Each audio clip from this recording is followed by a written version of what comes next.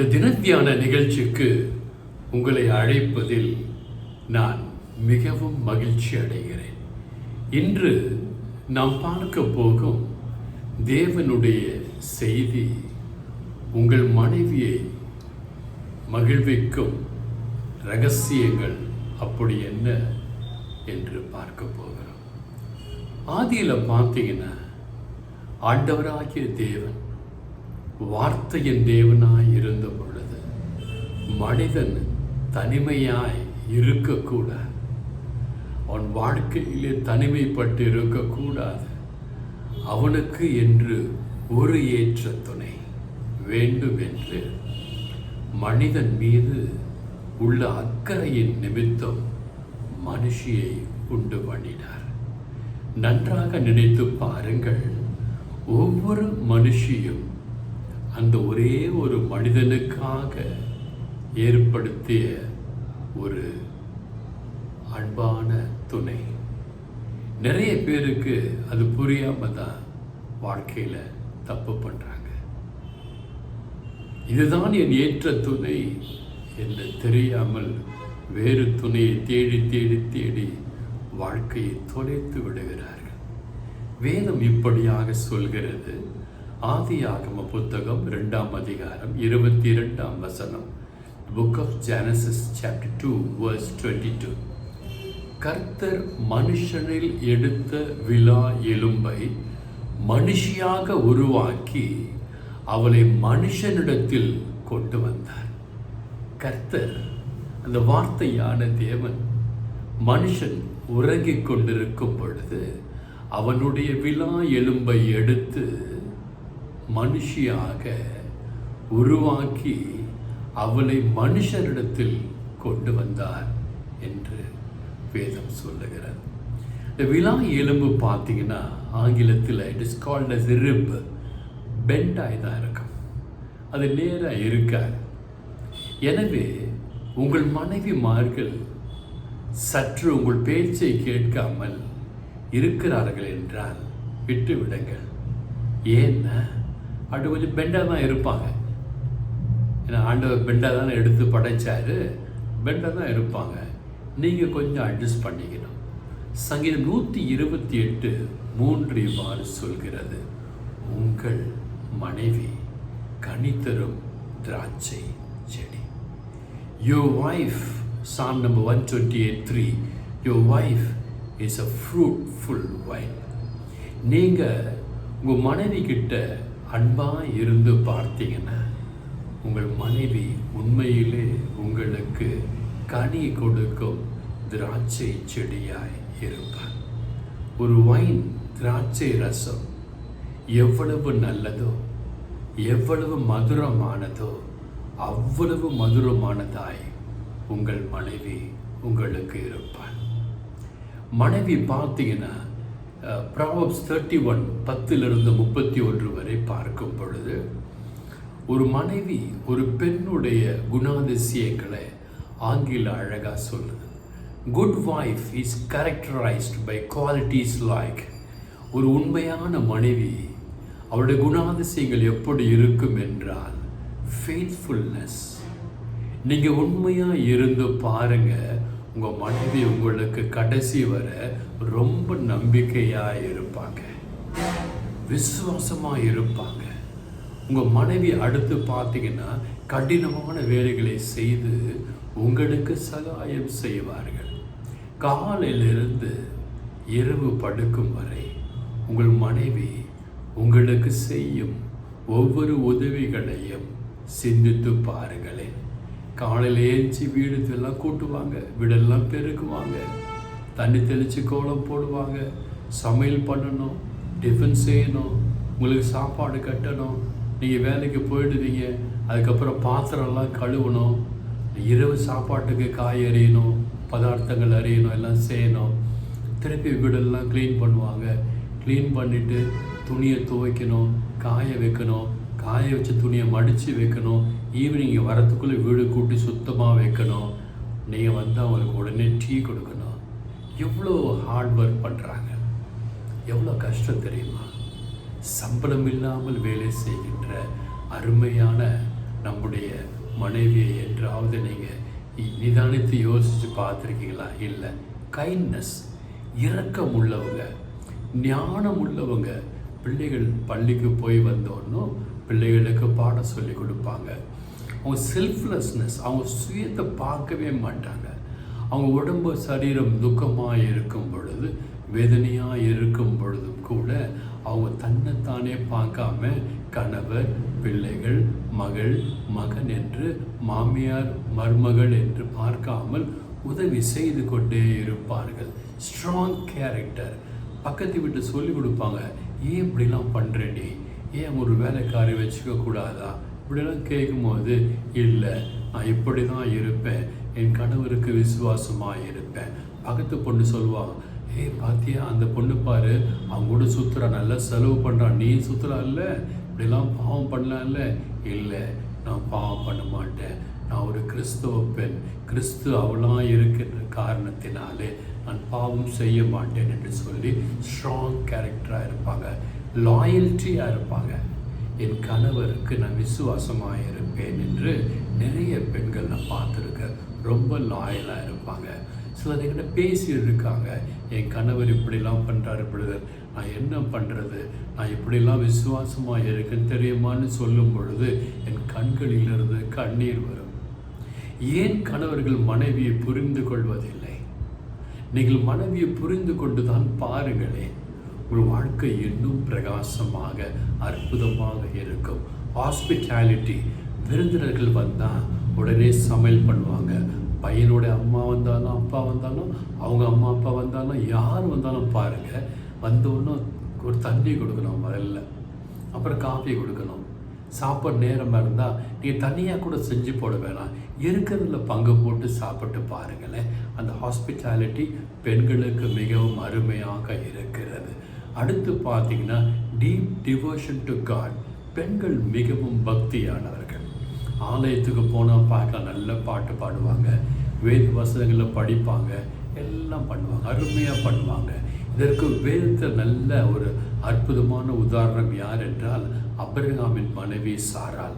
அவள் பாருங்க, கணவனுக்கு உண்மையாக இருந்திருக்கிறாள், கணவனுக்கு கடினமான வேலைகளை செய்து உதவி செய்திருக்கிறாள், ரொம்ப அன்பானவள். தன்னுடைய கணவனுடைய மகன் லோத்து பிரச்சனை பண்ணப்பெல்லாம் கூட ஒன்றுமே சொல்லாமல் அன்பாக இருந்தால், ஞானமாக இருந்தால், புத்தி இல்லாமல் யாரும் கீழ்த்தரமாக பேச மாட்டாள், ஞானமாக இருந்தால் சாராள். செல்ஃப்லெஸ்னஸ், சுயநலவாதி அல்ல சாராள், பிறனுக்கு கொடுத்து உதவுவள் சாராள். ஸ்ட்ராங் கேரக்டர் பைபிளில் சாராளுக்கு.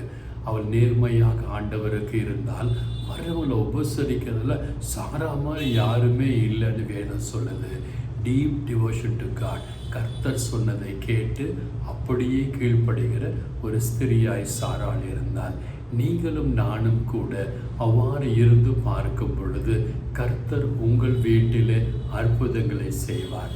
எவ்வாறு அந்த சாராளின் வீட்டிலே ஆண்டவர் அற்புதங்களை செய்தாரோ, எவ்வாறு அந்த ஆபிரகாமின் வீட்டிலே அற்புதங்கள் செய்தாரோ, அதே போன்று உங்கள் வீட்டிலும் ஆண்டவர் அற்புதங்களை செய்ய வல்லவராயிருக்கிறார். அடுத்து ஒரு சில அறிவுரைகளை ஆண்டவர் பெண்களுக்கும் கொடுக்க விரும்புகிறார்.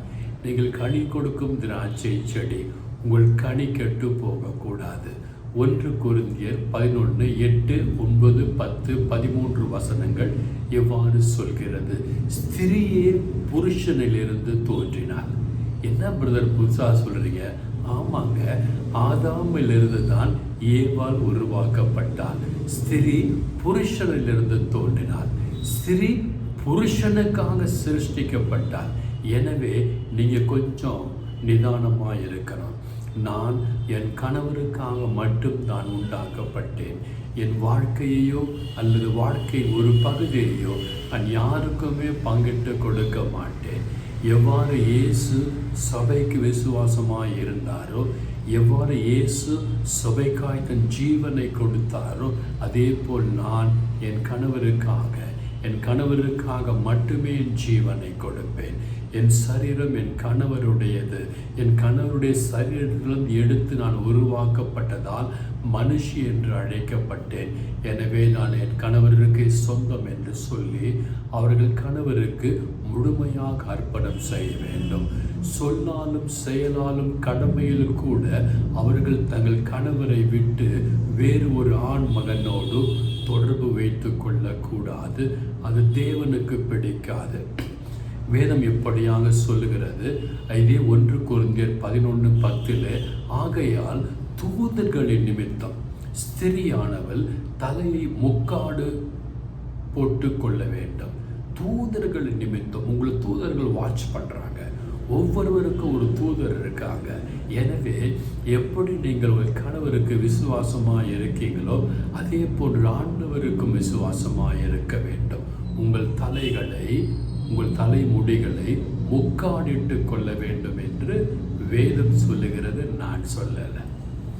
ஏன்னா நான் சில சமயத்தில் ஃபேஸ்புக்கில் பார்ப்பேன், சில ஆலயங்களிலே பெண்கள் வேத வசனங்களை வாசிக்கும் பொழுது தலைக்கு முக்காடு போடாமல் வாசிக்கும் பொழுது நான் உடனே காமெண்டில் போட்டுருவேன், முக்காடு போடுங்கன்னு. ஒரு சகோதரர் எனக்கு திருப்பம் சொல்கிறார், ஏன் பெண்கள் தான் முக்காடு போடணுமா, ஏன் ஆண்கள் போடக்கூடாதா என்று ஒரு சகோதரர் எனக்கு ஒரு வினாவை எழுப்பினார்.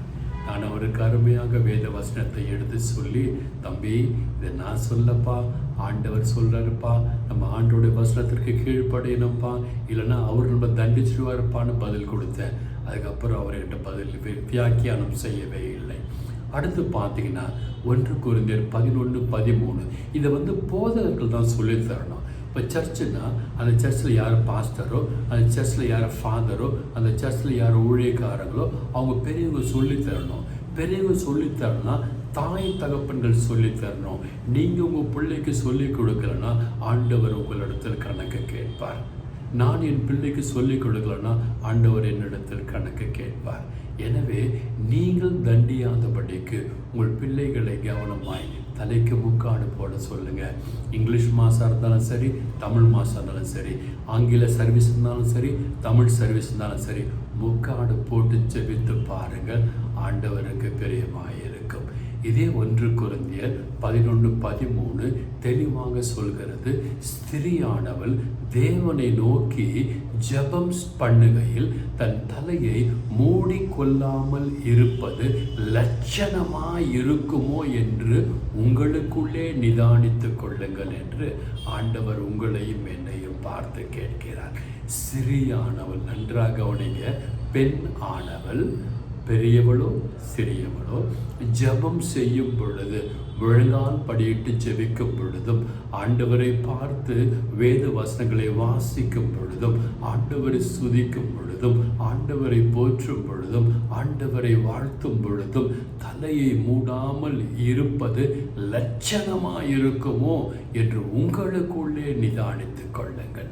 ஆண்டவர் அப்படி நீங்கள் தலை முக்காடு போடாமல் ஜெபிப்பது அவலட்சணமாக இருக்குன்னு சொன்னால் எங்கே நீங்களும் நானும் துன்பப்பட போகிறோமா என்று சொல்லி அருமையாக சொல்லுகிறார் இந்த 1 கொரிந்தியர் 11:13. எனவே எனக்கு பிரியமான என் அன்பு தேவ பிள்ளைகளை, நீங்கள் உங்கள் கணவருக்கு எவ்வாறு கனி தரும் திராட்சை செடியோ அதே போன்று ஆண்டவராகிய தேவனுக்கு பிரியமான மகள், ஆண்டவர் சொன்னதை கேட்கணும். நீங்கள் தாய் தகப்பன் பேச்சை கேட்குறீங்களோ கேட்கலையோ, ஆண்டவருடைய பேச்சை கேட்டு தான் பாருங்களேன். நாளை மற்ற நாள்லேருந்து ஆரம்பிக்க இருக்கிறது. இந்த 40 நாட்களும் ஆலயத்திற்கு வரும் பொழுது ஒரு பழக்கத்தை ஏற்படுத்தி கொள்ளுங்க. 4:30 மணிக்கு நான் ஏந்திரிப்பேன், முழங்கால் படியிட்டு ஆண்டவரை பார்த்து ஜெபிப்பேன், ஆண்டவர் எனக்கு பதில் கொடுப்பார் என்று. உங்கள் ஆசா பாசங்களை சற்று உறுத்து கொள்ளுங்கன்னா குறைத்து கொள்ளுங்கள். உங்களுக்கு மேக்கப் போடணுன்னா மேக்கப் போடாமல் தான் இருந்து பாருங்களேன். ஆண்டவர் உங்களை மேக்கப் போட படித்தார் இல்லையே? மேக்கப் இல்லாமையே நீங்கள் குழந்தையில் அழகாக இருந்தீங்களே, உங்கள் சிரிப்பு அழகாக இருந்துச்சு, உங்கள் கண்ணு அழகாக இருந்துச்சு. இதெல்லாம் ஆண்டவருக்கு பிடிக்கும். மேக்கப் மனுஷனுக்கு தான் பிடிக்கும். மண்ணில் போகும்போது மேக்கப் இல்லாமல் தான் போகிறான், பேக்கப் பண்ணிடுறாங்க அவனை. எனவே ஆண்டவராக இயேசு கிறிஸ்து உங்கள் ஒவ்வொருவரையும் பார்த்து கேட்கிறார். கணவனை பார்த்து சொல்லுகிறார், உன் மனைவியை துன்புறுத்தாதே, அவள் கனித்தரும் திராட்சை செடி, விழா எலும்பு வளைந்து தான் இருக்கும், கொஞ்சம் அப்படி தான் இருப்பாங்க, நீ தான் அட்ஜஸ்ட் பண்ணிக்கணும்னு. மனைவிமாரை பார்த்து சொல்கிறார், நீங்கள் எவ்வளோ நல்ல வேலையெல்லாம் செய்கிறீங்க, இன்னும் கொஞ்சம் பிரியமாய் நடந்து பாருங்களேன், முக்காடிட்டு ஜெபித்து பாருங்களேன். உடலை என்னுடைய தாயார் எப்படி தாயாருடைய படங்கள்லாம் பாருங்களேன், ஆண்டவரின் தாயாரோட படங்கள் எல்லாம் முக்காடிட்டு கொண்டு உடலில் எந்த பாகமும் வெளியே தெரியாமல் தான் அந்த காலத்திலேருந்தே இருக்கு. அப்படி இருக்கும் பொழுது நம்ம அந்த ஆண்டவரின் தாயாருடைய வம்சத்தில் வருகிற பிள்ளைகளாக இருப்போமே, ஆனால் நாம் அப்படி நம்ம உடம்பை வெளியே காட்டலாமா? காட்டக்கூடாது இல்லையா? எனவே இன்று சொன்ன ஒவ்வொரு வசனங்களையும் தியானித்து பாருங்க. நீங்க நல்லா இருப்பீங்க, உங்க குடும்பம் நல்லா இருக்கும், உங்க பிள்ளைகள் நல்லா இருப்பாங்க. God bless you all.